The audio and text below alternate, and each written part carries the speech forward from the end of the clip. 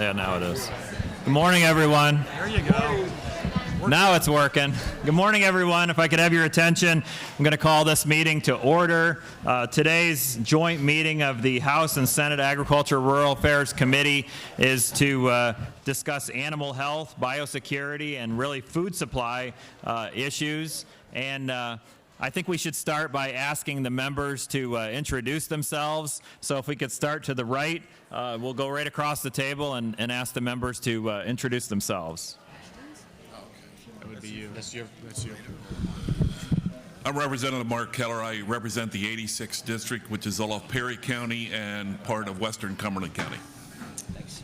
Representative Clinella. I serve the 68th District, which is Tioga, Bradford, and Potter County. Good morning, everyone. Representative Danilo Burgos, 197th Legislative District, Philadelphia. Good morning, Representative Rich Irvin, the 81st District, Center Counties, Huntington and Mifflin, and actually the Ag Progress Days is in the 81st District, so I'd like to welcome everyone here today.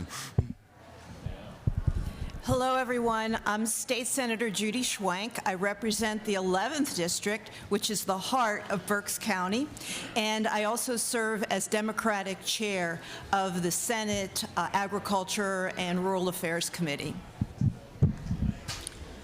Good morning. I'm State Senator Elder Vogel, District 47 of Beaver, Lawrence, and Butler Counties. I'm Chairman of the Senate Ag and Rural Affairs Committee. Good morning, Representative Marty Causer. I represent McKean, Potter, and Cameron counties, the 67th Legislative District, and Majority Chairman of the House Agriculture and Rural Affairs Committee. Good morning, State Representative Eddie Day Pashinsky, 121st District, Luzerne County, and the Minority Democratic Chair of the Ag Committee.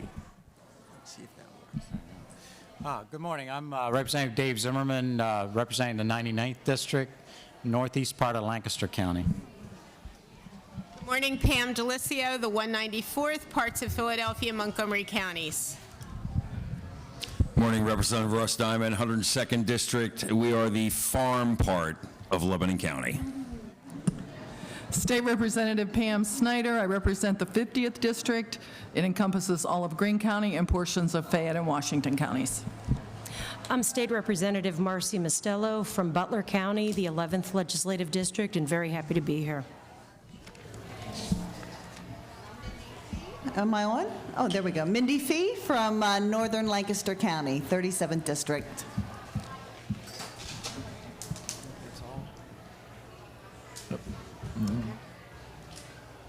I'm Representative John Hershey from the 82nd District, Juniata, Mifflin, and Franklin counties. So welcome to my backyard. Not quite my district.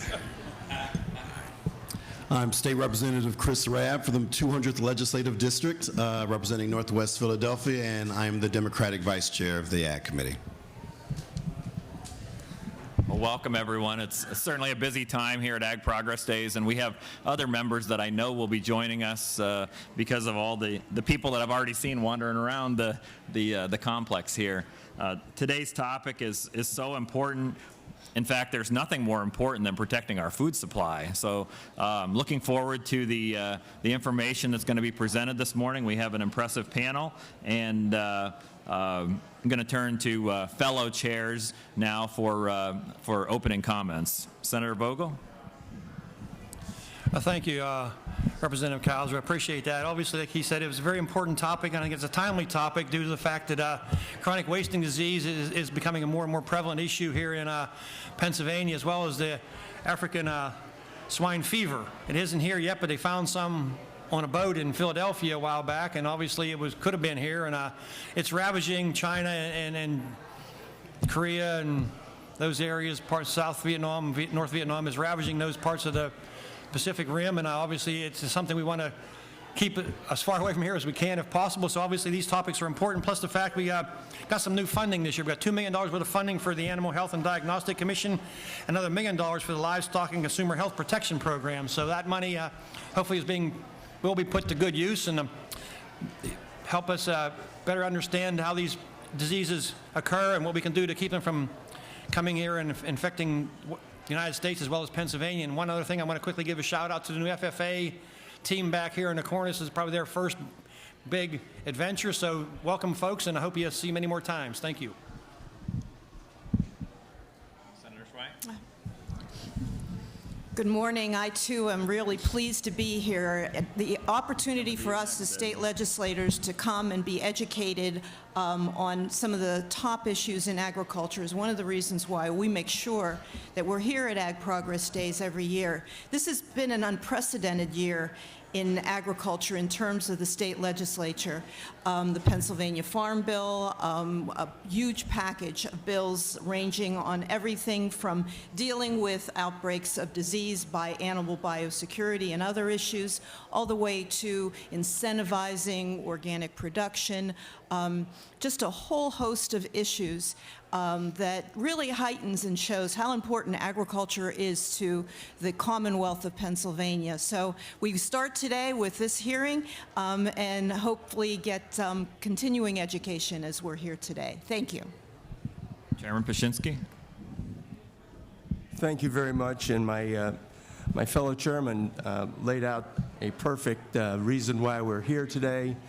And I'd like to cap it off by saying, you know, Pennsylvania, we talk about grown in PA, by PA, PA preferred. We talk about the quality of our products that we produce for the consumption not only of the residents of Pennsylvania, but for our country and beyond. And it is imperative that we maintain that quality reputation that we have. So we look forward to hearing the testimony today, working together to make sure we continue to ensure and preserve that quality. Thank you, Mr. Chairman. Thank you very much. We are first up joined by two individuals who are both of our committees work very closely with, and are certainly glad to have Secretary Russell Redding, the Secretary of the Department of Agriculture, with us, and also Dr. Richard Rausch, the Dean of the College of Agricultural Sciences here at Penn State University. So welcome, gentlemen, and Secretary Redding, you may proceed.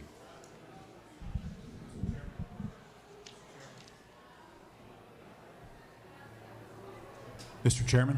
There you go. Yeah, that sounds better. Thank you. To our chairs and distinguished members of the committees, thank you very much for the opportunity to be here today, and I always appreciate the opportunity for some continuing education, as Senator Schwank termed it, and I think the chance to do that, particularly at Ag Progress Days, there's no more appropriate backdrop, right, to understand both the significance of agriculture, but also, as we're reminded, the interconnectedness of things, right, and how complicated this industry is. If you look around the grounds and just the people here, everybody has a piece of this industry, and some are obvious, but many are not, right? And we've got to sort of respect that and know that all of those folks are part of our conversation about agriculture, and certainly this issue of the food supply and animal health is also a good demonstration of that. So thank you for the opportunity. On the Farm Bill, I'll just say up front, extraordinary year, right? And I think we can all be proud of what the Farm Bill presents in terms of opportunity, but also what it addresses of the issues that we spent a lot of time thinking about of business and animal health and conservation. And to each of the members, particularly the chairs, but each of you who have sponsored and worked and encouraged and advocated for that, thank you for what you do and continue to do. If we have time, we can talk about the implementation, but I just want to reassure you that we're working aggressively to implement what is in the Farm Bill. And working hard at that every day to try to make sure that we both, do what we promise to do, but also what we know the needs are in the agricultural community. But thank you for your support and advocacy for agriculture. We appreciate it. We know in this discussion around animal health and diseases and what we'll talk about with African swine fever today, that we are entrusted with a food system, and making sure that we do our part. A big part of that, particularly in an animal agriculture state as we are, is what we do through the animal health, as I term sort of the infrastructure, right? And there are many pieces to the infrastructure. Very proud that over time we have built, an animal health and diagnostic commission. There are those here who had the experiences that we had in Pennsylvania that brought us to a commission, but really smart and wise decision by legislatures and governors have passed to create that type of structure, because it brings together the stakeholders.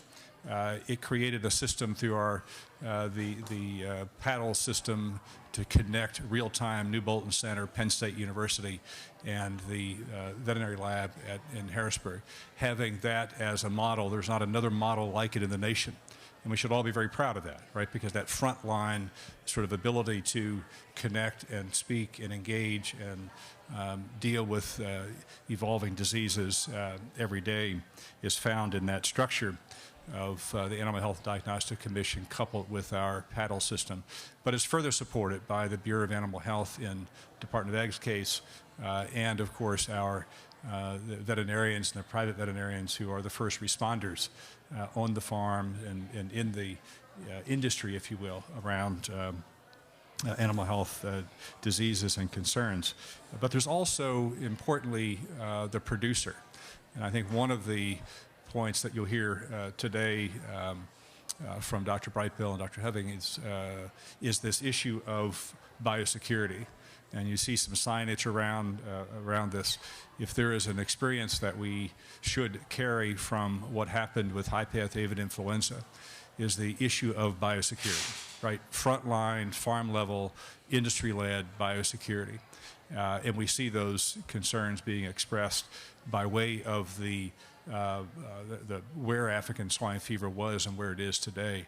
This is another human-assisted disease that moves, right? And that is a reminder for us that we can do the best job with the diagnostic systems, we can do the best job on research, we can have the best veterinarians, but the issue is that front side, farm-level, industry-led biosecurity. So we'll talk more about that, but we've come to appreciate what that means, and to be honest, there are things that we have learned even with the African swine fever experience of the last couple of months in our decisions around the quarantine and trying to contain and, quite frankly, contain it somewhere else other than Pennsylvania, United States, is that is predicated on some really important biosecurity here in Pennsylvania at the farm level, but also in the larger sort of citizen movement and what happens and what we hope our ports of entry are doing to protect us as well.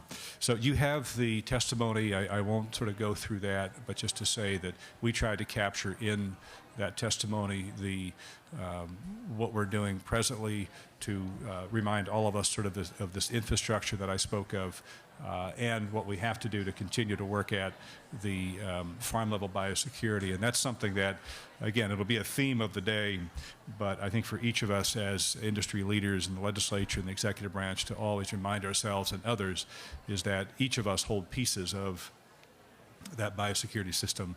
And as I mentioned at the outset, each of the folks who are on the Ag Progress Days grounds hold a piece of that, either by industry leaders or what they do in terms of service and supply to animal agriculture. We have, in Pennsylvania, we're proud of it, to be an animal ag state. But 200 million animals are either here or move through Pennsylvania every year. Right? Part of that is processing. It's what we produce here. It's the distribution systems, and every one of those sort of animals and farms and systems is part of the challenge we have in the biosecurity. But a good reminder that work is constantly part of what we do in the department and with our partnership through New Bolton Center, University of Pennsylvania, and Penn State University. So look forward to questions or comments later. Thank you.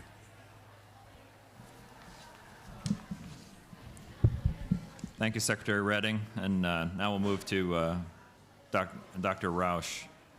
You may proceed. Let's try again. There we go. Good morning, Chairs Vogel, Schwank, Causer, and Paczynski, and other distinguished members of the Senate and House Agriculture and Rural Affairs Committees. Thank you for the opportunity to discuss this critically important subjects of animal health, biosecurity, and secure food supply, which in turn highlight the importance in relationship to animal welfare and human exposure to pathogens. We have many challenges in animal health, biosecurity, and food supply, but the rapid spread and impact of African swine fever, a highly contagious and deadly viral disease affecting both domestic and wild pigs, has certainly focused attention on biosecurity. Not only has the disease spread across Asia and Europe, the estimate of loss in China due to African swine fever is now as high as 50% of their animals. This is equivalent to all of the hogs grown in the rest of the world. There was a 63% jump in China's pork imports in May, raising the specter of a shock to global markets from this devastating loss of protein, a clear and present danger to a secure food supply, at least on a global level. In addition to the steps taken by PDA and the USDA to raise awareness and reduce risk, the College of Agricultural Sciences and Penn State Center for Security and Education have initiated planning with the Department of Agriculture, especially Dr. Kevin Brightbill, for a foreign animal disease preparedness and response symposium to be held in mid-March 2020. Our aim is to develop a broad discussion and cross-check of our preparedness for African swine fever and other threats. We expect the attendance of approximately 150, including government, especially USDA, APHIS, industry, extension, and faculty. While we are, of course, acutely aware of the African swine fever, we also cannot take our eyes off the current and continuing issues for animal health and biosecurity across Pennsylvania and across the U.S., such as in poultry, including avian flu, coryza bacteria, and bed bugs. We remain vigilant and actively engaged in researching solutions for avian flu and other diseases and integrate this with our extension training programs. With financial support from the legislature 3 years ago, we have appointed 5 extension staff and 5 faculty, including veterinarians. One of those faculty, for example, Dr. Troy Sutton, who's an assistant professor of veterinary and biomedical sciences, is an expert on avian flu and vaccine development. Just in the last few weeks, from funding provided by Penn State Provost Dick Jones, we hired Dr. Erica Ganda, assistant professor of food and animal microbes, the understanding of which is critical for efficiently managing pathogenic bacteria and reducing dependence on antibiotics. Another new appointment, Dr. Gino Lorenzoni, has reported that there's a tremendous shortage of specialized poultry veterinarians in Pennsylvania. This shortage, coupled with increasing popularity of backyard flocks, has likely contributed to our state having the highest number of salmonella food poisonings per capita in the United States. Over 3,000 cases, 700 hospitalizations, and 8 deaths during the last year on record. To address this problem, Dr. Lorenzoni is leading a team of poultry professionals from Penn State, UPenn Vet School, USDA, and PDA to serve as instructors for a 3-day course on food safety and bacterial, viral, and parasitic diseases of poultry. And he's currently writing a poultry diseases guide. So these attendees will be capable of diagnosing the most common poultry diseases in small flocks and be responsible for training flock owners to safely handle eggs and poultry meat. These new hires and other physical improvements and new equipment, funded both by the legislature and Penn State, have significantly improved the capabilities of our Animal Diagnostic Laboratory, or ADL, which of course collaborates with similar labs at PDA and the UPenn Vet School. Our ADL research team, for example, jumped quickly from the initial detection of the coryza outbreak affecting poultry in last December to DNA analysis of multiple strains by January. With collaboration from UPenn, they developed a rapid and specific PCR diagnostic assay, identifying the pathogens and testing for any genetic variation among them, including identifying the correct vaccine. All of the isolates were very similar, which implies the bacteria spread from a common source and further highlights the need for biosecurity. More recently, we became aware of problems of serious bed bug infestations in poultry houses. Yes, that's right, bed bugs. Some of you may have attended a research tour to the laboratory of Dr. Nina Jenkins, who is a world expert on controlling bed bugs with a preparation using an insecticidal fungus, Bavaria bassiana, safe to all vertebrate animals, which is now used commercially to suppress outbreaks in hotels and homes. The current product, unfortunately, is not suitable for direct use in poultry houses, but Dr. Jenkins has taken the lead on developing new formulations and application methods that would be. More broadly, our poultry extension team has responded to poultry industry requests for non-credit courses for workforce development and have included a section on animal health and biosecurity in all of them. Finally, I'm delighted to follow up on my testimony last year that Penn State has allocated $98 million. In fact, they increased from $90 million last year to $98 million this year. $98 million to replace the Hennig building, which housed much of veterinary and biomedical sciences and animal science, and the demolition of the old Henning building is already underway. And I think this shows us a very strong commitment by the senior administration and the Board of Trustees of Penn State to animal science and to animal welfare and biosecurity. Collectively, we have much more to do to address the biosecurity threats to food and to the welfare of our food animals, but I am impressed with the collaboration and determination to remain prepared. Thank you very much. Thank you. Thank you, Dean Roush. We're trying to keep ourselves on schedule as best we can, and I appreciate your cooperation with that. We're going to turn to questions while we still have time. So, Senator Schwank. Thank you, Representative Kauser, and I'll address my question to you, Dean Roush. I'm taken aback by that number on the salmonella poisonings and where Pennsylvania ranks. That's news to me and not good news, obviously. So I'm pleased to hear about this training effort. Is this going to be more so for extension professionals and then who will serve outreach to, all those folks that do have those backyard flocks, like my neighbors, for example? I mean, they're everywhere. How are we going to reach that audience? Well, we have to be able to retail this information. So the first is extension professionals and other professionals outside extension in the strict sense, but the aim is to actually reach out to all the people that are operating, that help train people. Yeah. So the idea is to expand that, connect with 4-H and so on. Thank you.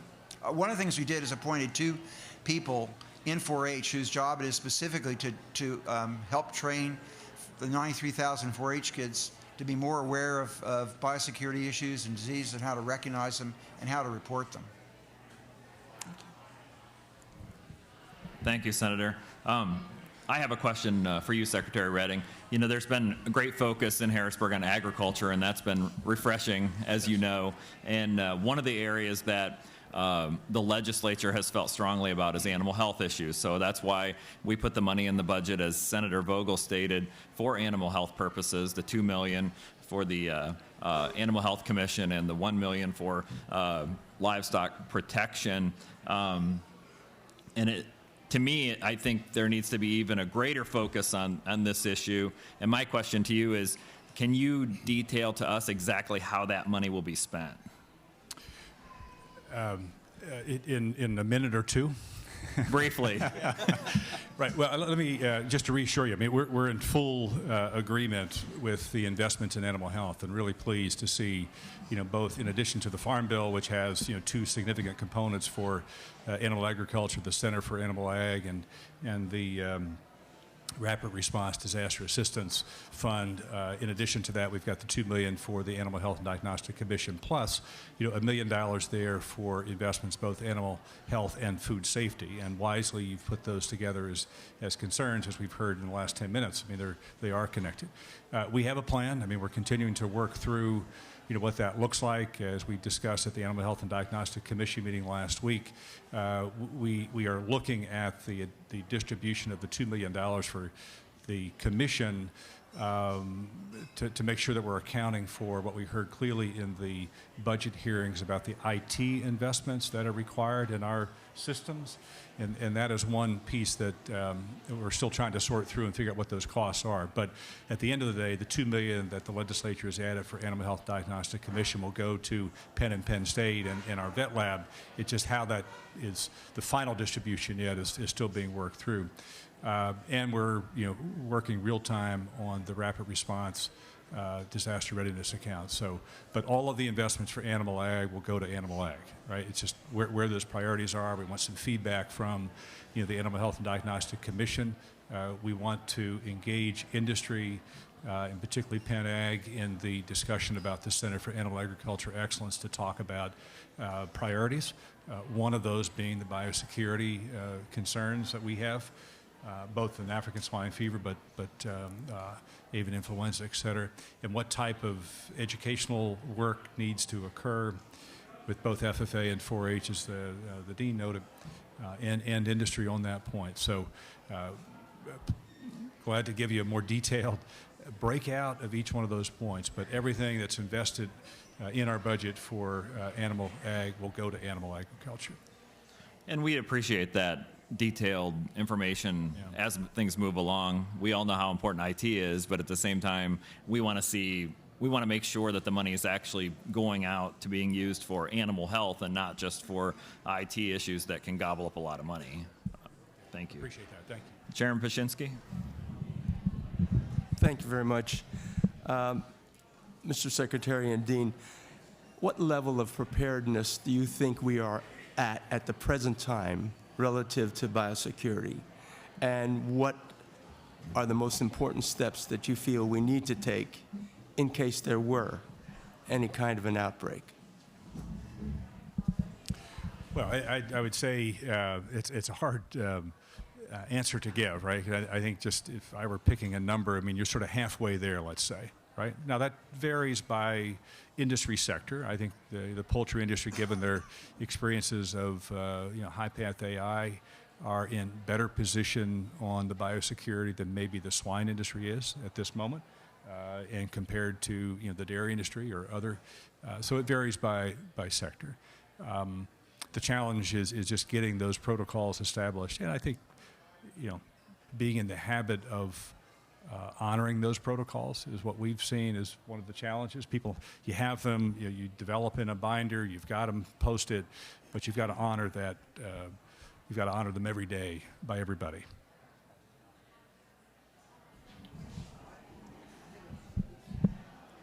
Off again. It seems to me that we're really strong in avian flu. We've got systems in place that are pretty strong, but I have to say this: the African swine fever keeps me up at night, and it's one of the reasons we want to have this conference to discuss with USDA, other experts, and so forth, to just see where we are in terms of our monitoring, surveillance, preparedness. I'd like to learn a lot more about the intensity of sampling that's being used and what happens when vessels turn up in New York or Philadelphia Harbor and how they're checked, not for even whole animals, but just what's happening with the food waste that was used by the crew en route. What's going on with that? I think there's lots of, the fact that it recently got into Ireland, so it's already crossed one ocean. It's one thing for it to go to Africa and come across into Ukraine and Western Europe and so forth, but how did it get across the ocean, an ocean to, or at least a channel to Ireland? And I think it's important to sort of look backwards, try to back check and see how did that happen and make sure we don't let this sort of thing happen here. So I think it's one of the things we want to do is, I know APHIS is very professional about this, other people are too, but it seems like it's worthwhile to have a bit of a cross-check to see just how we're doing and really focus in on, are there other things we may not be doing enough of that we should? Well, we all have a great deal of confidence in Penn State and all the educational institutions that are focused in on this, plus all the work that you guys have already done, and fortunately some extra dollars that's needed in order to continue that. It seems to me, after reviewing some of the charts and so on, that the plan is there. And I guess what I'm looking for is there may be some extra dollars that you're going to need to implement, and if that's necessary, I hope you will make sure that's clear to us, and I know you will. But the bottom line is the food safety is critical, and I appreciate your efforts in that. So, well, thank you. Look forward to the rest of the testimony. I think it's true. I think it's true that food safety is critical, and as Secretary Redding and his team pointed out, Pennsylvania. Increasingly, we're finding for a lot of invasive pests like spotted lanternfly and so forth. We used to think the problems were primarily Hawaii, California, and Florida, but it's because of transport routes, not climate, that Pennsylvania is turning out to be increasingly important for some of these invasions. And I think that strongly implies the same thing would be true for an invasive disease like African swine fever. We have to anticipate that we're one of the more likely places for it to make landfall, and we have an extra obligation to be prepared. Okay. Thank you. Thank you, Mr. Chairman. Thank you, Chairman. Representative Diamond, briefly. Please. Thank you. Chairman Vogel's timing you. Oh, okay. He's not controlling Mike. Hey, Dean Roush, thank you so much for your testimony. You raised my hackles a little bit when you mentioned bed bugs. So I wanted you to circle back on that. And when I think of bed bugs, I think of impact on the hospitality industry. I never thought of it in conjunction with agriculture before. Can you just touch base on what that threat actually is, and what could possibly happen, what we're doing? Just fill us in a little bit on it. It got my hackles up. So Yeah, so when I took economic entomology 40 years ago, bed bugs was listed as a pest of poultry, but I never really expected we'd see it there. But it has turned up. You have to suspect that some of the people that are working in poultry facilities, little b, the people working in poultry facilities may have had them inadvertently in their clothes when they came in from a hotel or home or something from one of these nation infestations in the hospitality industry. And a few got loose, but certainly the kind of report Nina Jenkins came back from looking at some of these houses that would make your skin crawl, the sort of things that she observed there. So you've got a captive population, lots of blood source, perfect habitat for them to live, and they just took off. So it's another thing that highlights the importance of really intense biosecurity and making sure you're not bringing anything in with you, which most poultry operations are already well across. But it's still a bit disturbing. They got in the first place, and it's very difficult to control them because of all the niches, little cracks and crevices and so forth. It's extremely difficult to control them in those sites. But because of past exposure to insecticides around the hospitality industry, there's a very high proportion of bed bugs that are resistant to multiple classes of insecticides. So that's one of the reasons why we've got Nina Jenkins, who's very busy on lots of other things, including forward mushroom flies and helping us with spotted lanternfly. But we've also got her engaged to look at using her Bavaria for bed bug control in poultry operations. Thank you very much. Thank you very much for the information. Will you gentlemen be sticking around with us for future questions? Of course. We're trying to stay on track with the agenda, so we're going to move forward to the next panel and then come back to questions if there are additional questions, which I know there are for you gentlemen. So thank you very much. Now I'll turn it over to Senator Vogel. Thank you, Representative Kauser. At this time, we have Dr. Kevin Brightbill, who's a state veterinarian and director of the Bureau of Animal Health and Diagnostics, and Dr. Ernest Hoving, the Veterinary Extension Field Investigation and Research from the Department of Vet and Biomedical Sciences here at Penn State University. Gentlemen, whoever wants to go first, take it away. Good morning. Glad to be here. Glad to have the opportunity to speak before you. Thank you for the opportunity, Chairman Vogel and the rest of advocates up here for agriculture. I would like to reflect a little bit on something that George Marshall once said as the Secretary of State in the 1940s. He said, the only way to win a war is to prevent it. And correspondingly, I'm reading a book right now about attacking animal diseases, and it talks about there the optimal method for handling disease is to prevent its introduction in the first place. As I look at our mission at the Department of Ag, there's some key words that pop out to me, and those are ensuring sustainable food supply, promoting viability of agriculture, protecting consumers, safeguarding health of people and plants. And then as we move forward to the domestic animal law, key roles that I pull out of there that I really believe that my bureau and the department try to do on a daily basis is assuring health and welfare of animals, preventing and controlling disease, and ensuring the health and safety of animals and humans by making sure that we're mitigating those disease threats or dangerous substance threats. I want to focus specifically today on the imminent threat, unfortunately, of African swine fever to the United States. I think we should realize first how big the swine industry is in Pennsylvania, and it's very diverse. We have 3,100 farms. We have 11,200 people employed directly in swine production facilities, and it is about a $750 million industry for Pennsylvania. The threat that I'm talking about today is like no other disease we've ever seen come to the United States.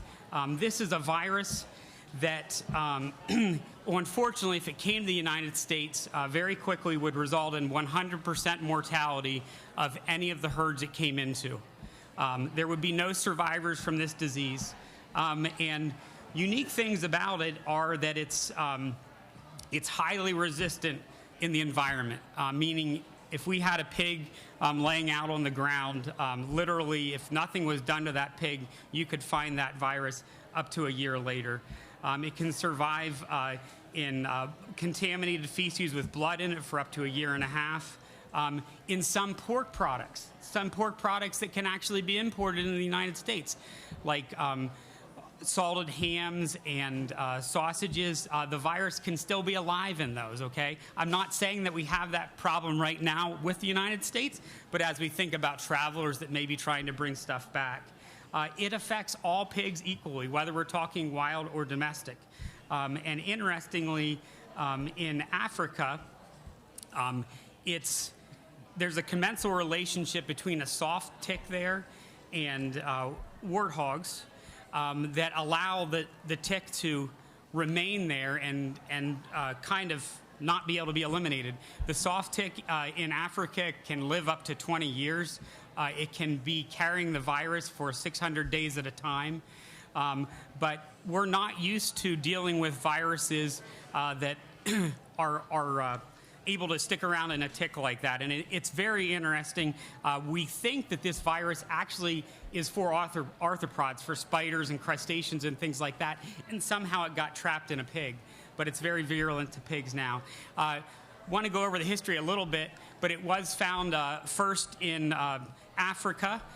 Then most recently, we've seen a spread into Western Europe, Russia, and most recently in China.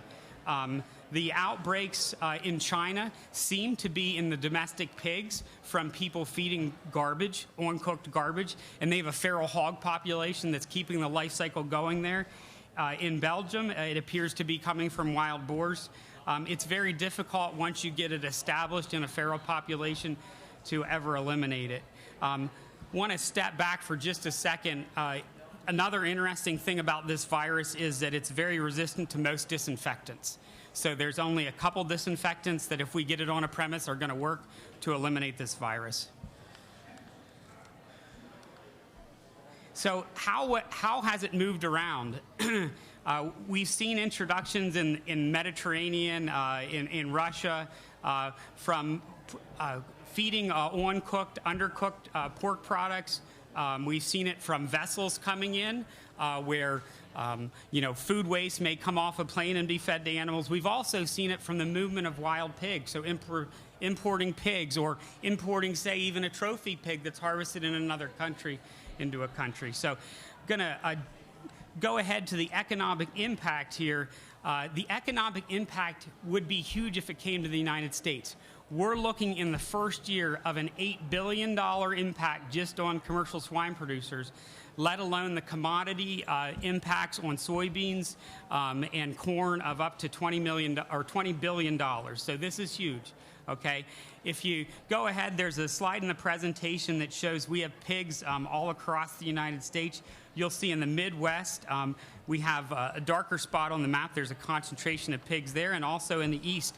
And what we've realized is that pigs move very quickly because of vertical integration across from Pennsylvania out to the Midwest and back and forth. So due to this vertical integration, very quickly, if we have a farm break here, there will be spider webs going out to integrated companies out there and vice versa. The world swine population, we have about 775 million swine in the United States. And as Dean Roush was, in the world. And as Dean Roush was saying, we have over half of them, nearly 2/3 of those pigs live in China. And from reports that I'm reading now, I feel very certain that half of China pigs have died. So if we didn't have any pigs, as you look at the pie chart, you can see the blue represents China, okay? And if half of their pigs are dead in China, it is just exactly like he said. It's the equivalent of China having pigs and nobody else having pigs right now for the amount of mortality that we've seen. So how can it be transmitted? It's transmitted through direct contact, usually oral nasal. It can be transmitted through ingestion of contaminated pork products, such as you maybe have a high-end restaurant that's importing sausages from Belgium or other places, and unfortunately some of that meat does not go, it's not cooked and it's fed to pigs.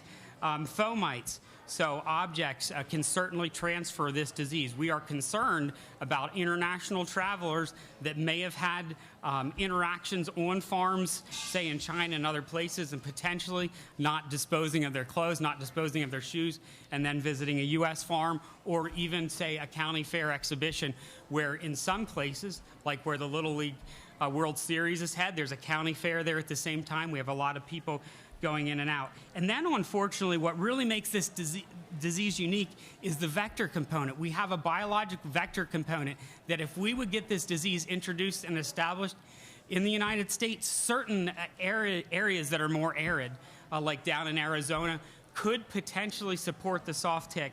In the 1970s, Plum Island did studies and showed that the soft tick that we have in the United States is different than what is in Africa, but it's the same genus. But we have 4 species of that genus that are able to contain and transfer the disease. So it's only a matter of time, if this disease comes, that unfortunately we could have a major problem eliminating it from the United States. Between feral hogs and then in certain parts of the United States, it could be born and carried by ticks. So incubation period's 5 to 21 days. Unfortunately, there's no vaccines, there's no treatment available. Clinical signs, what we expect to see in the United States is a swine producer will go out one evening and the swine might not seem quite right. Next day he goes out, 80 to 100% of those pigs are flat out dead. Okay, and the reason for that is because we have a naive population. This is not like classical swine fever. We've never had it here.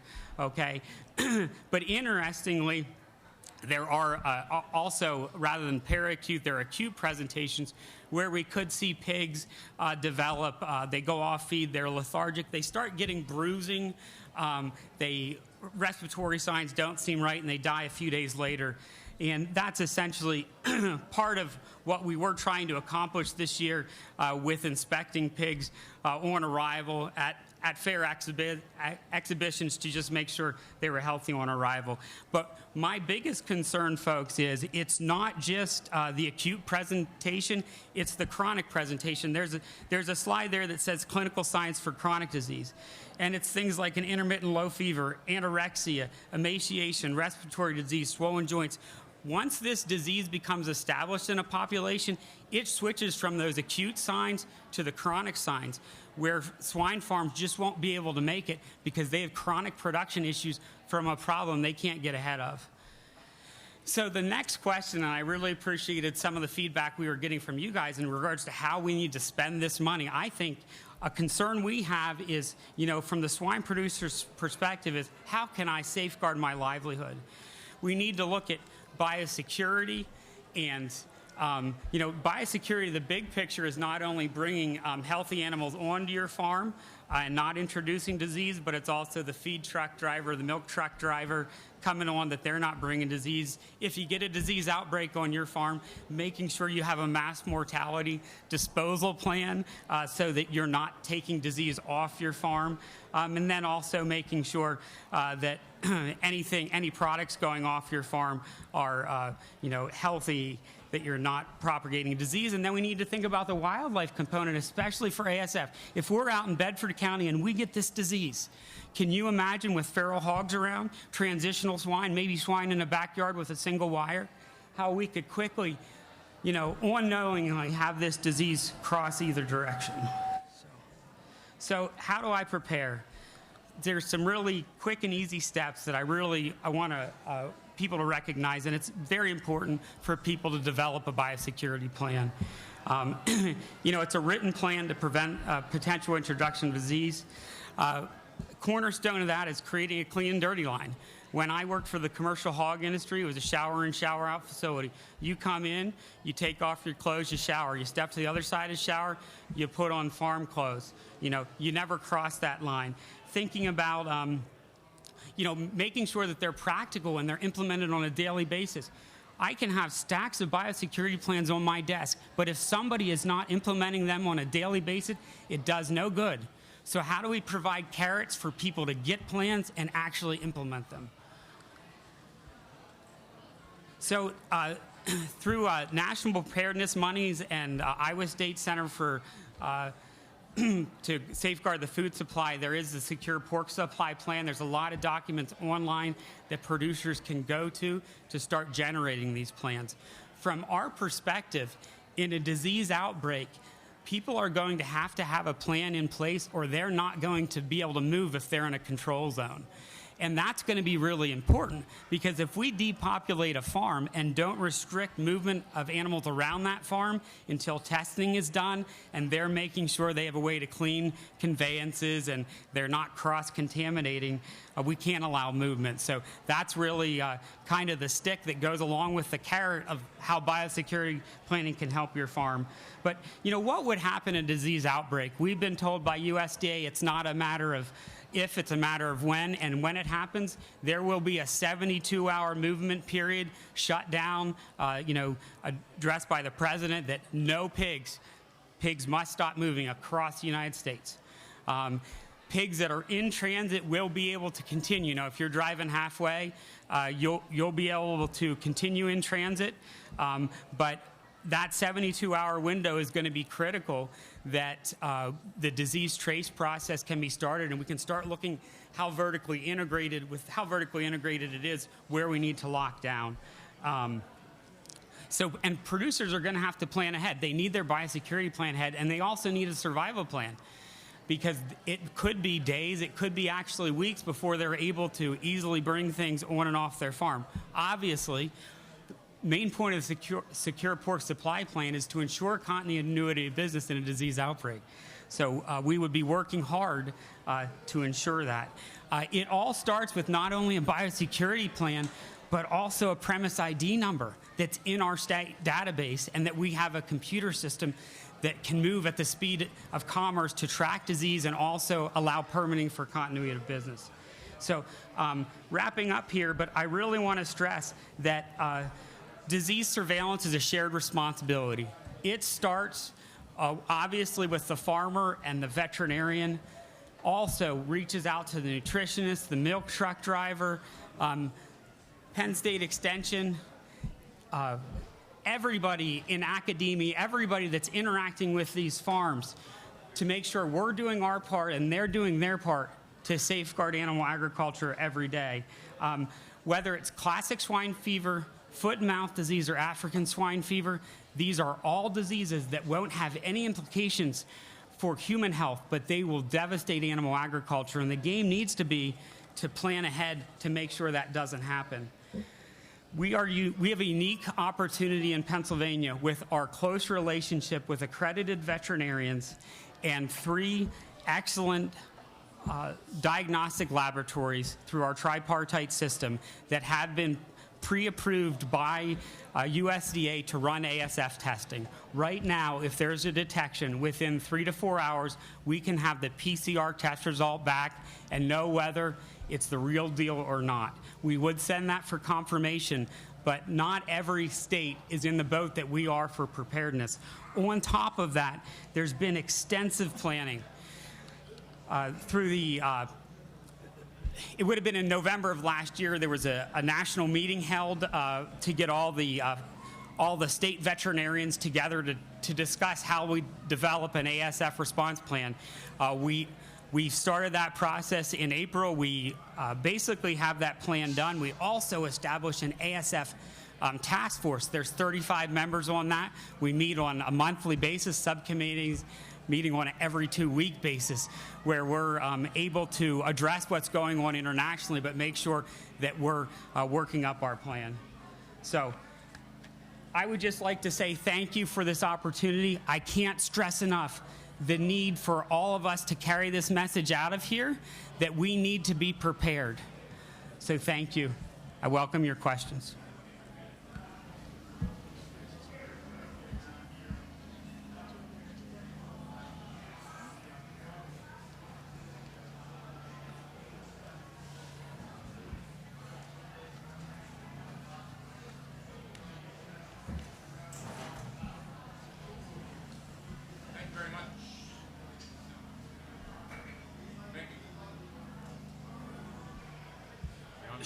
Thank you. No, still not.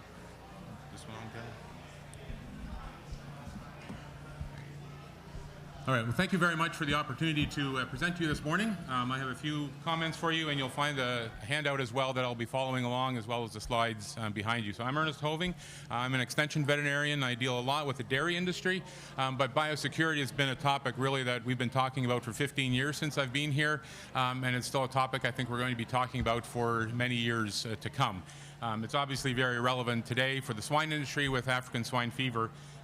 But my comments really I'd like to start by saying that when we're talking about animal disease and controlling animal disease, it's really fundamentally the same if we're talking about an individual farm or a state or the country as a whole. The principles are really the same, right? So what we're doing at the country level is really kind of mimicked at the farm level as well.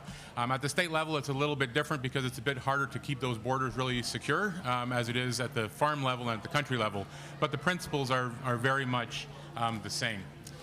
So if we think about the approach to dealing with animal disease, you've already been hearing a lot about preventing disease.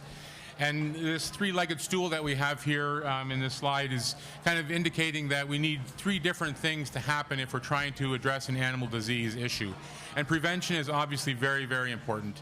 But that by itself is not enough because prevention is not always 100%. And so we need to have a system in place to identify disease when it does occur, whether that's an incursion into the country or on a specific farm. And then we need to have a good plan in place to also manage that disease so that we can effectively get rid of that. And so this applies whether we're talking about African swine fever, whether we're talking about Johne's disease at an individual herd, a mastitis pathogen, whether we're talking about avian influenza, whatever it might be, this approach really works for all of those diseases. So when we're talking about disease prevention, we're really trying to reduce the risk of the bacteria or a virus getting into the country, getting into the state, or getting onto a farm, right? And that's what the whole game is about, is trying to prevent or reduce the risk of that occurring. And this is really, as has already been indicated by Dr. Brightbill and Secretary Redding, is really our best investment of resources, trying to prevent that disease, that first case from occurring. So we'll get back to a few things on prevention. I'm just going to really quickly touch on identifying disease because this is also very important, and again, something that we, I think, do well here, but we need to make sure we continue to do well. When we're talking about identifying disease, it's very likely going to be at an individual farm where African swine fever would first show up, right? It might show up in an airport, in some food product, but in the end, in animals, it's going to show up on a farm. So if we're looking at diagnosing this on a farm, models have shown over and over again that the sooner you can identify that very first case, the more likely you are to minimize the impact of that disease. And so this is really, really critical as well as prevention. And so the people that are interacting with those hogs the most often are the employees that we have on these farms. And so we really need to train them as well to understand what to look for. They don't need to know specifically the signs of African swine fever because then they would have to know way too many diseases. But they certainly do need to know the importance of reporting anything abnormal. And certainly there's nothing wrong with educating them about African swine fever, but anything that's abnormal in terms of more pigs that are sick and lethargic on a certain day, they shouldn't just wait for the next day.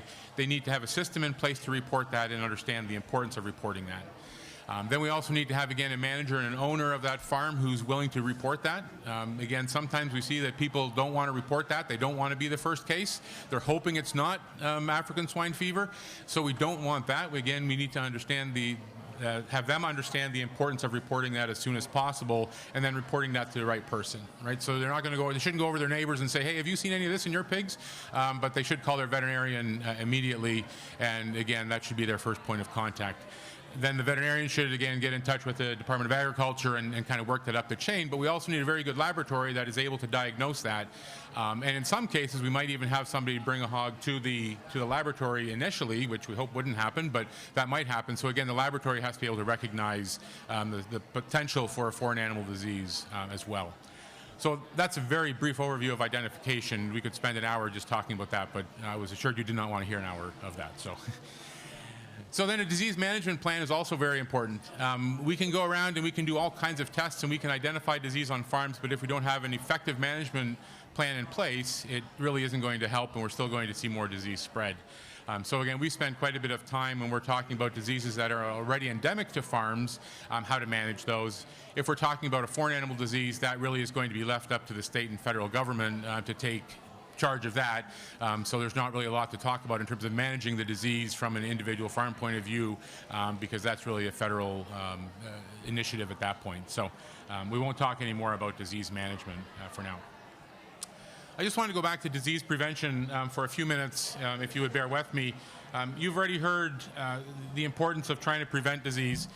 And if you think about it, we've talked about African swine fever, but African swine fever has been around since the 20s, and it's been in sub-Saharan Africa since then, so it's not a new disease, and there has been risk for this disease for a long time. Foot and mouth disease, that was a big issue when I was down at Virginia Tech a number of years ago, and the dairy industry and the swine industry were all very concerned about it then, but foot and mouth disease is still out there in the world. So we shouldn't just get concerned about these diseases when we have a new outbreak. We really need to get into the mindset of having a biosecurity plan in place that's effective all the time for these diseases. And the nice thing is that for the vast majority of these diseases, a biosecurity plan that's effective will address almost all of the diseases, right? And so if you see some of the things that are mentioned, and you've already heard mentioned this morning, but travelers, that's a big issue. People that are visiting a farm that have been outside the country, they could present a big risk. And so that's something, if you have a plan in place to screen those visitors every day of the year, every year of the decade, and so on, then you're going to reduce your risk pretty significantly already of introducing something like African swine fever or other diseases that are already in the country. Importing live animals or food, we've heard about that. Importing vectors that might be carrying the disease, or migrating birds and wildlife.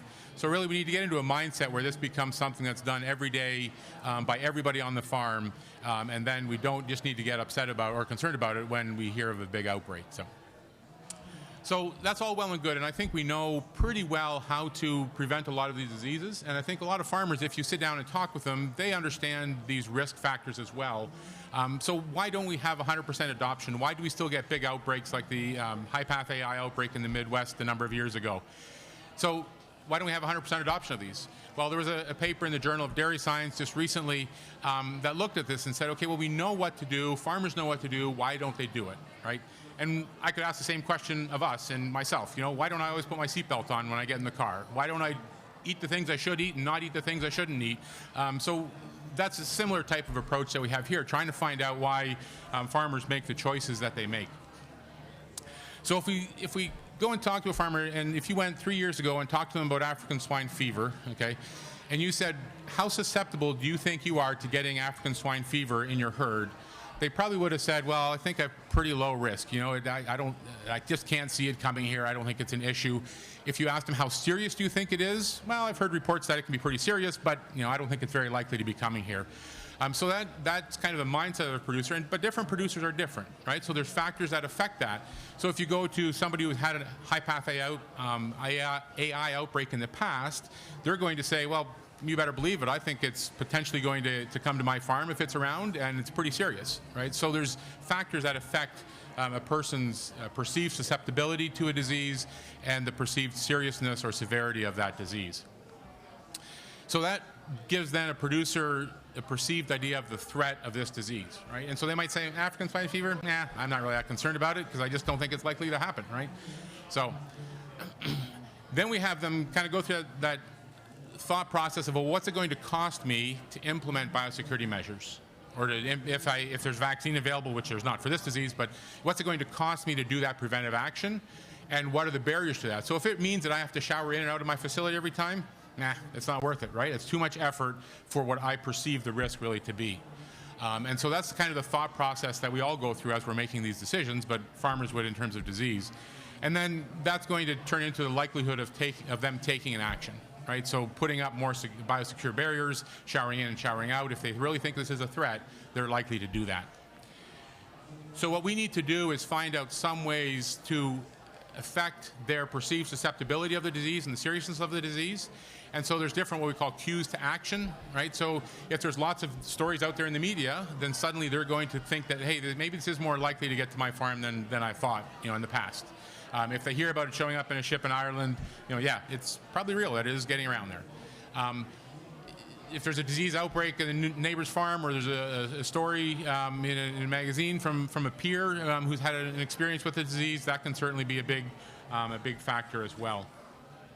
One of the other things that I thought was interesting, so just yesterday we have a booth out here. I met with a family that has some show hogs, and she'd never thought about this, but they have visitors coming from the Ukraine that had been to the Ukraine very recently, and she suddenly realized that maybe that was more of a security risk than she had realized. So sometimes increasing knowledge is something that we need to do as well. And so again, she was going to certainly ask those visitors who had been to the Ukraine if they had changed their clothes and things like that. Okay, a couple last minutes here. I guess the other thing, on there is if we have laws and regulations, right, we can try and use the stick to try and enforce a biosecurity protocol.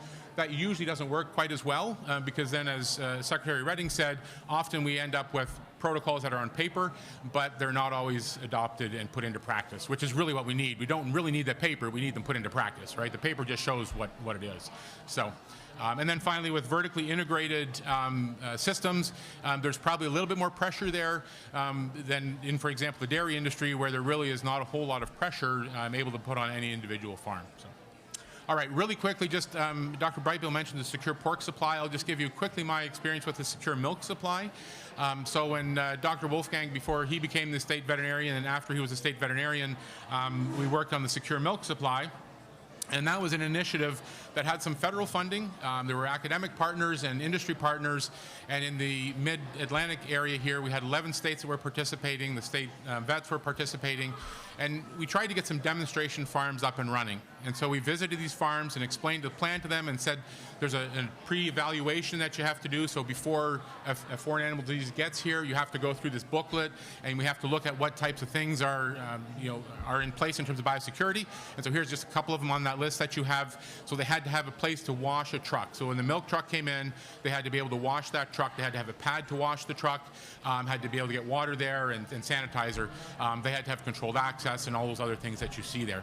And so we explained this to them. We said, this is what you have to do before a disease ever gets here, okay? And then once a disease gets here, then it's a much faster process for you just to say, okay, here's how I've put these things into place that I said I was going to do. And then they would be allowed to move milk, and presumably sooner than some of the herds that had not been through this pre-event planning, if they were not infected with the virus. So we went to a number of farms to visit them, some of the very large farms. We tried to explain this to them. It was a continuity of business plan. But in the end, it was still really difficult to get dairy farms to buy into this plan. And I think it's because what's on the screen there is that they really just didn't see, it was a fairly small investment, but they just didn't see that there was the economic return for them. So again, we need to think of some other way to incentivize them and make this something that they see as a beneficial thing to do. So in summary, I think we need to have a comprehensive approach when we're dealing with any disease, whether it's African swine fever or Johne's disease or AI, that it deals with prevention, identification, and management. And we need to think about how we can get voluntary adoption of these practices so that it's a win-win for the producers, so that they see the benefit of keeping the disease out, that they're willing to do those practices on a daily basis, and then, if at all possible, again, use the carrot approach, I think, rather than the stick. So thank you for your time and for your attention. Thank you very much, doctors. That's very enlightening and very, very scary in a way, I guess, too, presentation you made to us here this morning. But Dr. Brightbill, quickly, I have a question for you. You said there's no vaccine or anything for the African swine fever at all. Are we close? Not close? 5 years away? Maybe never? You give us. That's just a scary thing to say that we can, we think in the United States we can always find something. We have weed. A new weed comes along, we find a spray to kill the weed, you know what I mean? But you're saying there's nothing in the pipeline even to eradicate this disease or do something to vaccinate animals or something with it? So there is active research on trying to get a vaccine that works, but they have not been able to do it yet. But it is, in countries like Spain, where they've had this disease and they went through a 20-year eradication period, there's a lot of motivation to develop a vaccine, but it's one of those science things that with time, hopefully we will have a vaccine, but not in the foreseeable future. So. If I could just address that as well. So there are vaccines for foot and mouth disease, for example, which is another foreign animal disease, but there's a real hesitancy to use those, especially proactively. So we wouldn't want to be vaccinating animals ahead of time, because then we have a vaccinated population, and up until recently, it's been difficult to distinguish or impossible to distinguish a vaccinated animal from a non-vaccinated animal. So that's the other thing, is that the vaccine has to have something built into it, so you can say, well, this animal was vaccinated and therefore it's positive on our test, versus this animal actually had the disease and therefore it's positive. So in general, with foreign animal diseases, there's a hesitancy to vaccinate against the disease. Using it in a control measure, that certainly is a possibility. Okay, thank you. Next up, we have Representative Zimmerman. Am I on? Thank you, Mr. Chairman, and to the panel, thanks for the testimony, some really good information. So my question revolves around Coryza. I'm understanding there's 48 farms or so, mostly northwest Lancaster County, but some beyond that. So how confident are we that we're kind of on top of that one? And also, as far as resources are concerned, are we putting the right kind of resources in there, and you know, what kind of efforts is happening there, and with everything we're hearing from the panel this morning, it seems to me that we need to make sure we have the resources in place for all these issues, but specifically on Coryza, what can you say? So I'd like to briefly comment that always when we're controlling disease, we have to make difficult decisions, and we look at our regulatory authority and understanding that essentially domestic animal law drives towards controlling diseases that will devastate livestock health, human health, or the food supply. Coryza has been present in the United States long term. It's endemic in California. It occurs intermittently in the South. And a potential route of introduction to Pennsylvania was movement of birds, especially live bird market birds from Pennsylvania to Florida and back up. This disease can be treated with an antibiotic. And the birds get better within 2 to 3 weeks in most cases, as long as there's not a predisposing factor like a parasite, a problem, another viral disease. So in most cases, the disease corrects on itself, except for the fact that can be chronic carrier states. And any time that we use our authority to quarantine a premise, the end game needs to be able to get them off quarantine, and that's by stomping out the disease. And when we have a disease, when the majority of birds get better and there's a few left in a carrier state, it really becomes quite controversial. I would argue, thinking about the cattle industry, mycoplasma in cattle, some chronic bacterial diseases in pigs, where vaccines and biosecurity probably have a much bigger role than the state coming in and quarantining a facility and depopulating it. So that's kind of the challenge we were up against. That said, I worked hand in hand with ADL to really push Dean Roush's crew to develop the PCR. I said, guys, we need to have an idea of the phylogenetics, see the family tree, see how it's all related. And I was astonished when it came back to see those 18 that they're basically brothers and sisters. And that reinforces the point that whether it be Coryza, mycoplasma, or a foreign animal disease, we're at high risk because we're not taking the biosecurity precautions that we need to. So, good question, hard answer. I hope that helped. No, but great. Thank you for that response. But just as a follow-up, as far as resources are concerned, and maybe the Secretary's in a better position to answer that, but just like to hear comments on that. Yeah, I think from the resource standpoint, we're fine. I think the dollars are there. I mean, through the Animal Health Commission appropriation with the additional $2 million, I feel very confident the dollars are there. With the additional money we have for animal health and food safety, we're fine. There has not been any request that has come forward to the department or the Bureau or the Commission that has not been honored. So I think we're in a good place. Thank you. Thank you. Thank you, Mr. Chairman. Thank you. Representative Burgos, followed by Representative Delicio. Mr. Secretary, you stated that in December we found the swine flu disease in the Port of Philadelphia. So are we interacting with... It was in the port of... The Port of Philadelphia. Yeah, it was in New Jersey. We found it was found in New Jersey. Oh, it was found in Jersey. I'm sorry.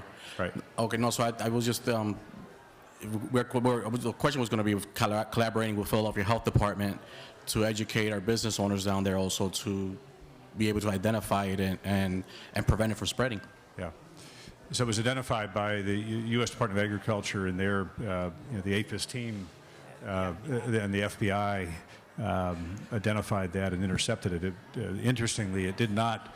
It was not packaged or presented as a pork product.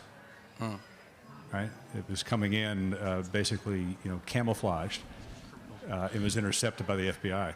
So it's just sort of the concern about what is presented, how it's presented, what due diligence we've got to do, and always be vigilant there. So I would just like to state that we should come up with a plan to inform business owners, particularly in Philadelphia, where some of this stuff can, just because of the volume of population, some of this stuff can really perpetuate throughout our Commonwealth. Right. It's a great point. Thank you. Could I make a quick comment too? I would just like to say, we inspect restaurants. So part of our food safety inspection, actually have a questionnaire on there. How do you handle your food waste? And the other thing is, we think about illegal imports of meats, but what about all of our feed products? Majority of our vitamins, essential amino acids like lysine, essential nutrients like choline, guess where they come from? They're imported from China. Okay, majority of our organic soybeans come from China. So whether we're talking about a contaminated feed ingredient or even the tote on the outside, and that's where USDA is really working hard. But I think this disease is either going to arrive on the outside or inside a bag of feed or get carried in by an international traveler in a deliberate or non-deliberate manner. And there's a lot, I really appreciate what you've said, and there's a lot of education out there. I think at the port side and in airport sides, they're doing what they can, but we need to think how it may come in a benign manner. I mean, you look at an average feed mill, the sources in a bag of feed, it's coming from 18 different suppliers. So really thinking twice about where ingredients are being sourced from. We're talking about a virus that could survive in soybean for months on end. So how do we heat treat it? How do we store it in such a way, perhaps, that it just ages out of infectivity? A lot of things we got to wrap our mind around. So, thank you. Thank you. Representative Delicio, followed by Representative Keller. A quick question. I was traveling in the northern tier a couple of weeks ago, and I saw signage, like official traffic signage on the side of the road, and it said, and I believe it said something like Ag Biosecurity Area. What does that mean? I had neglected to take a picture, but I was curious as to what that indicates.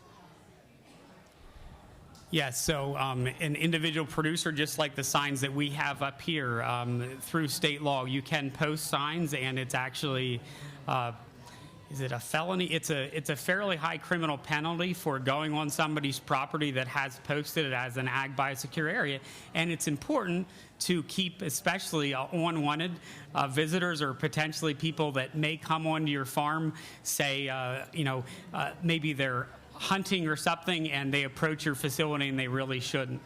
So. But it wasn't like a sign, I'm familiar with the signs that say posted no trespassing, this is the reason.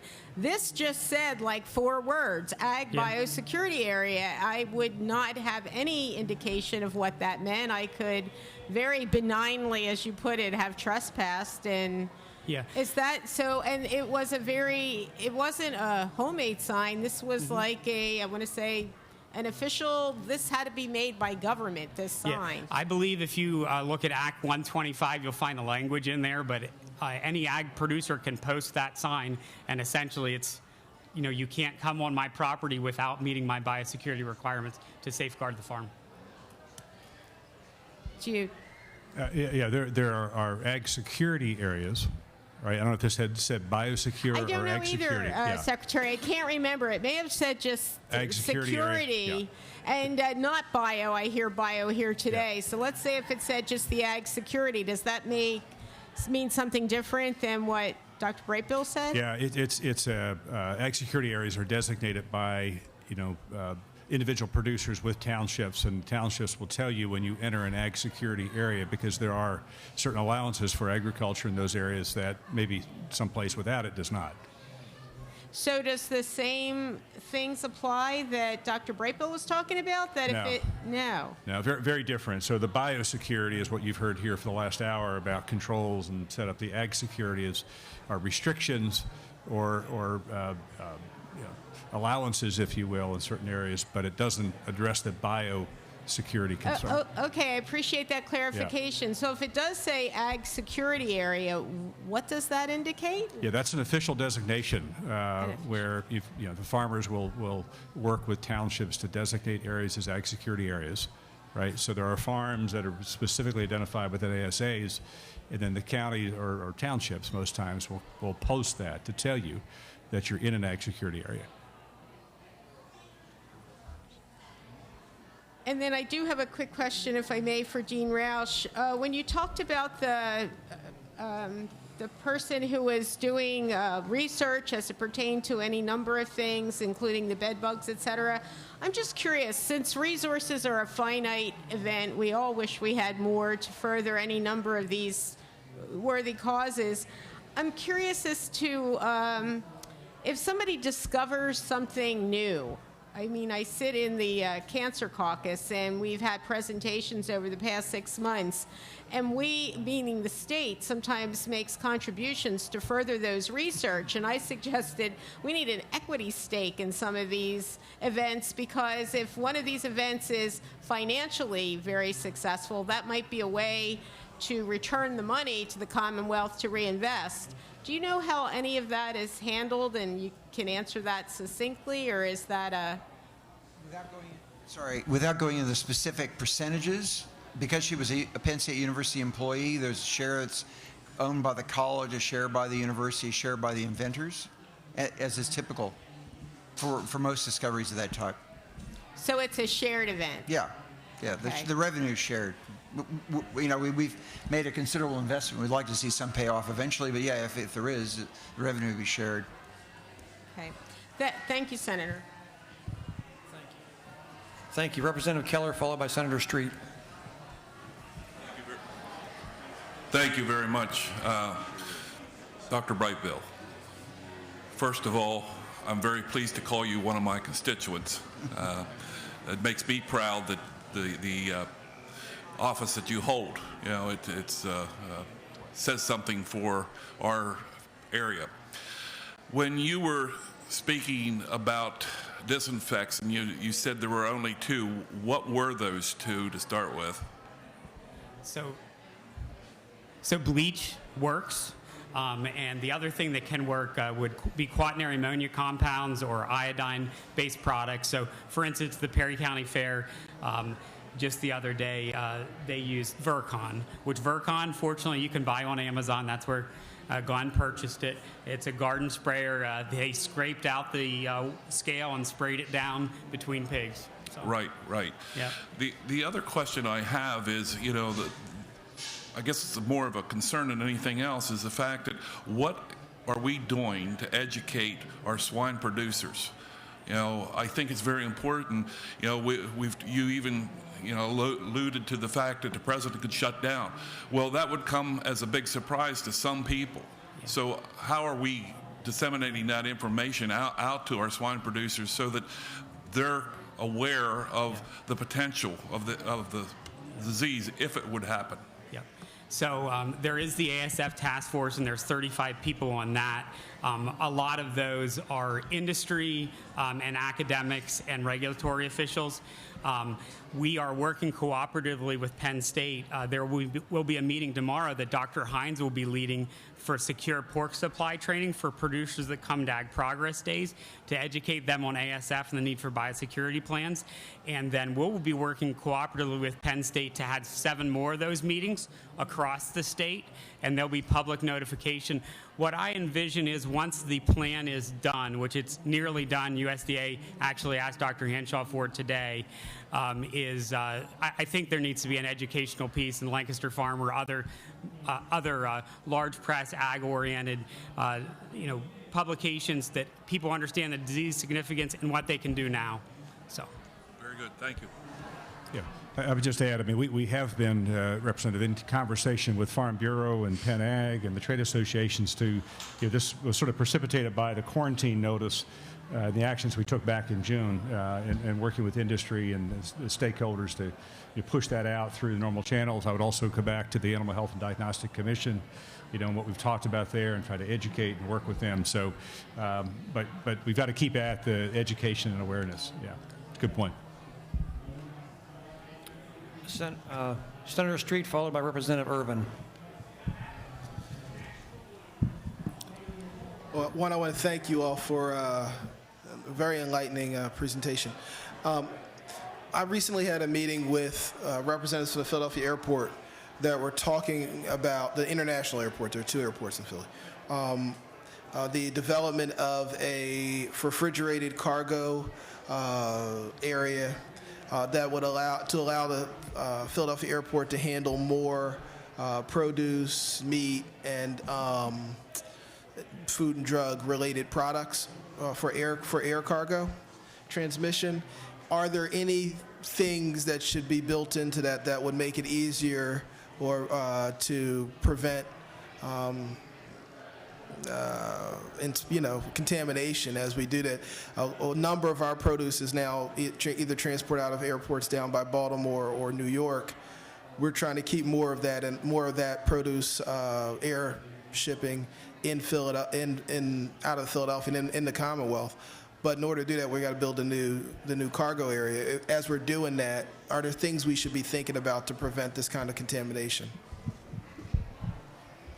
So interestingly, this is an area of focus for UPenn especially. They've been training scent dogs, to walk around airports to easily find things like, snuck-in pork products. But I think it's key that you work with your federal agencies and state agencies to make sure that you're aware of all the regulations and opportunities that there are for a checks and balance system. I would hope that in most cases what's being imported is safe, but there is a lot of cutting-edge research on trying to screen, say, the outside of a bag with produce in it, or screen the produce for things like ASF. But it's an area of great concern, and I do think, what USDA just did is Jack Shear, who is the chief veterinary officer, has now been moved over to the Department of Homeland Security, and he is going to be leading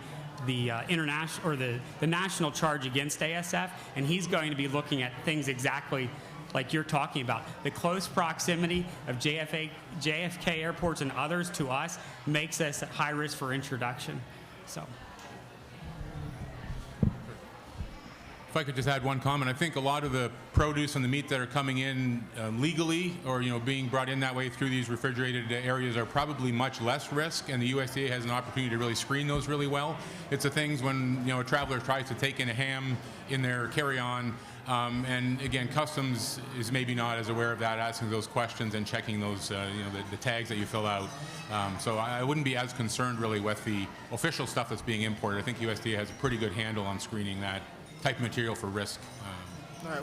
Well, thank you. And it sounds like having the terminal could be helpful to the Commonwealth, so we wouldn't be relying on what's going on in New York and Baltimore. Thanks.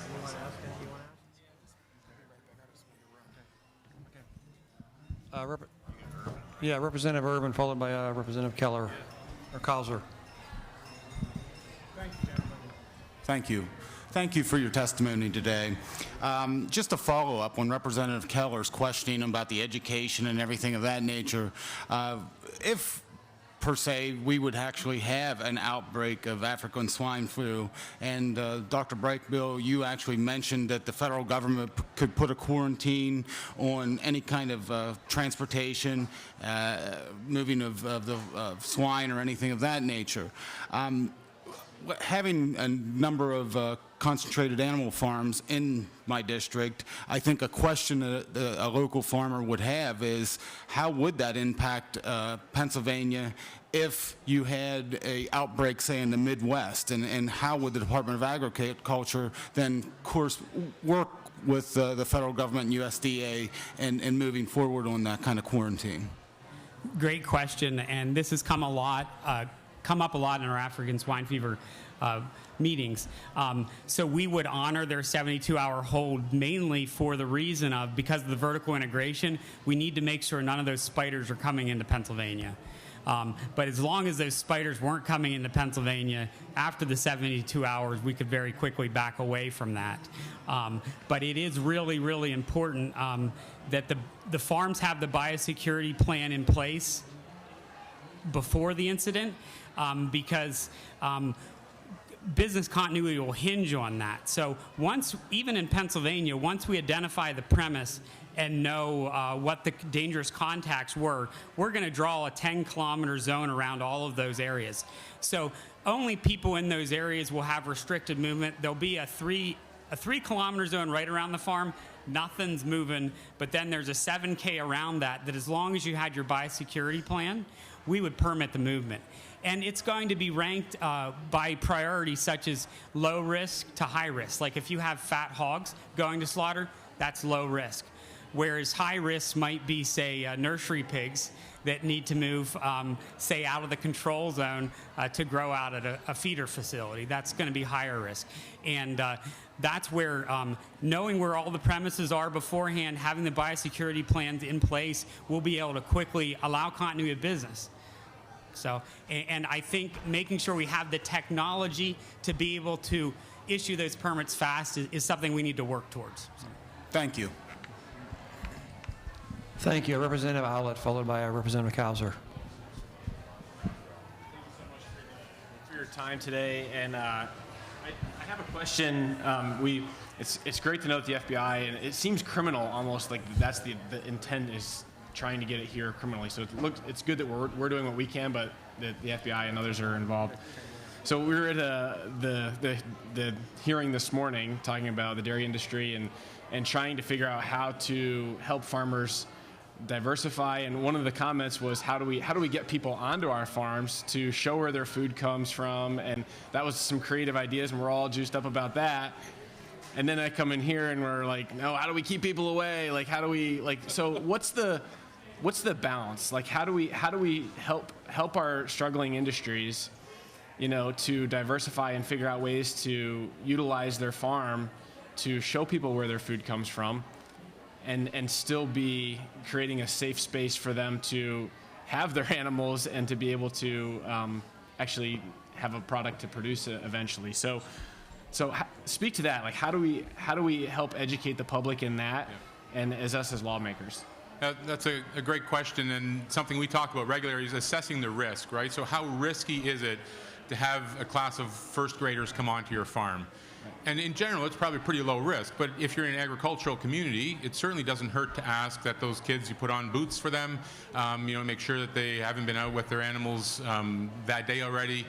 So things like that, you can kind of assess the risk. Again, somebody from downtown Philadelphia coming out to a farm, very low risk, but it certainly would be a good idea to ask if they've traveled to any high-risk countries recently. And again, make boots available, so just some very simple biosecurity measures that can reduce that risk to close to zero, very close to zero. Now, if it's an intentional act, obviously that's a different thing, and that's going to be difficult to prevent. But so I agree. I think I kind of like the idea that the dairy farms are kind of open, but I think we need to do that sensibly and say, how can we reduce the risk to an extremely small level or low level? I think discussion, elevating this just in our consciousness about, I should ask the question, where have you been? Right? And having some sense of who's coming on and off the farm. And while we've got sort of I'd say it applies uniformly, because we have ag operators with integrators and service techs and folks who are doing things that we have observed as really bad habits, right? They're going into the heart of places where they probably either have to be protected or should have been protected. And then you've got the general public at large, but I think there are some themes there of and really basic protocols that we ought to elevate in our public messaging. It's not a bad teaching point. right? To bring folks in and have them wear the boots or understand what this posting means, or to have a questionnaire prior to arrival, what it looks like. But I was sitting here thinking the same thing when you asked, because I just said that an hour ago, thinking that's interesting, right? Because on one hand, we want to let people see what we do. On the other, it's a risky, so Dr. Hoving's point of managing that risk, determining that's good. Thank you. And I think with the criminal aspect of it, I was at a school safety seminar yesterday, and we talked a lot. See something, say something. So I think it's educating the public as well. Like if there's a criminal intent, like we need to the same rules apply, here as well. So if you see something, say something. That's where identification comes in, right? So if you're watching your cows every day and suddenly you see blisters on their feet and a whole bunch of lame cows, then we've gone past prevention, but we're into the identification as soon as possible. Thank you. Representative DeLisio, followed by Representative Cowser. Thank you, Chairman. Back in my notes. Two things. There are mandatory reporting requirements in PA. There was a little bit of discussion about somebody may not want to be first. But are there or are there not mandatory reporting requirements in Pennsylvania as it pertains to these threats that we've been discussing this morning? So we have accredited veterinarians. An accredited veterinarian is just a private practitioner that has agreed to do large animal testing, things like brucellosis testing, TB testing, issuing health certificates. Part of signing up as an accredited veterinarian is it's a business opportunity so that you can do that, but it's also you have an ethical and moral requirement to report to the state veterinarian any suspicious signs consistent with a high consequence or foreign animal disease. So I would argue that for our large integrated farms and even for our dairy farms, and they understand that well, and they have a regular relationship with a veterinarian. What gets a little more hairy as we look at some portions of the state that don't have the density of food animal veterinarians that we need. What if somebody is on the back 40 and they just have a couple pigs and there happens to be a feral population and there's an exposure and the pigs die and they say nothing because they don't have that veterinary client-patient relationship. So I think part of it starts from the ground up. We need infrastructure to ensure that we have the people out there to detect disease. So, do we know how many accredited veterinarians we currently have in a registry or something? We do have that information in our HERDS database. I can certainly provide you with that information. So, and then one other quick question: can producers insure against this risk? Whether they're dairy, swine, whatever we've discussed today, poultries, can you insure, as a business, can you insure against this risk? To the best of my knowledge, they can't, but there is usually federal indemnity money. And one of the things that's been discussed is that if a farm doesn't have this biosecure plan in place, that they wouldn't be eligible for some of that indemnity money. And so that's a way, again, to motivate people to try and get on to this, because that's been an issue in the past, that the indemnity money only goes so far. And so if you can give it to people who are trying to be proactive, then that, again, it needs to be operationalized. Just having the piece of paper doesn't help, but that's where we're at. Thank you, Senator. If I could just add, a great point. That is a lesson that came out of the high-path avian influenza, right? That we have learned is now being sort of incorporated into the USDA's policy for indemnification. Is you have to have done something to protect yourself before there's some expectation that the state or federal government's going to help protect you. Right? And that was a very expensive lesson in the high-path avian influenza. We spent $1 billion of USDA dollars in Iowa back in 2015, 2016 because of high-path AI, $1 billion, without any requirement of producers to have a biosecurity plan. Today in Pennsylvania, our poultry producers have those plans for that purpose. So it's incentive, but it's just good business. Right, to do everything you can to protect yourself. So we're going to borrow that for this, and I think that's really at the heart of this ASF task force, and you have to have individual plans Our challenge becomes, and it's much like the poultry side where you have the backyard flocks, right? You have folks with a couple of chickens who don't have the same, obligations, if you will, from identification, but they're every bit as susceptible to the disease. We have the same with backyard pork and swine projects. We know the commercial ones at 3,100, right? But how many others are there, we don't know. So having a plan for at least what we know, I think, is what we're trying to drive to, so we can say to you and other members, we at least have done what we can as a state to prepare, right? And we can give assurances to the USDA that we're doing everything at the state to prepare. But we need the individual producers then to do their part. Representative Cowser. More along the lines of a comment rather than a question. I want to thank you gentlemen for the information that's been presented here today. It's very helpful for us. It's obvious that tackling this issue requires coordination, cooperation, and resources. And we've talked today a lot about state resources that have been allocated, and I know also that there's significant federal resources being appropriated for this purpose. I do want to recognize a gentleman that's joined us today. Congressman Glenn Thompson is here with us, and I want to thank him for all of his work from the U.S. House Agriculture Committee on this particular topic. And as I said, thank him for his work and his leadership. And it's very apparent that this is going to take all of us working together to tackle this issue. And as I said, this will help our committee a great deal, and certainly look forward to working with all of you to make sure that we're prepared and ready to tackle this issue. So thank you all very much for being here and for the information that you presented. Thank you, Representative Keller. I likewise would like to just echo his comments. I want to thank you gentlemen all for being here, Secretary Redding, Dean Roush, Dr. Brightfield, Dr. Hoving.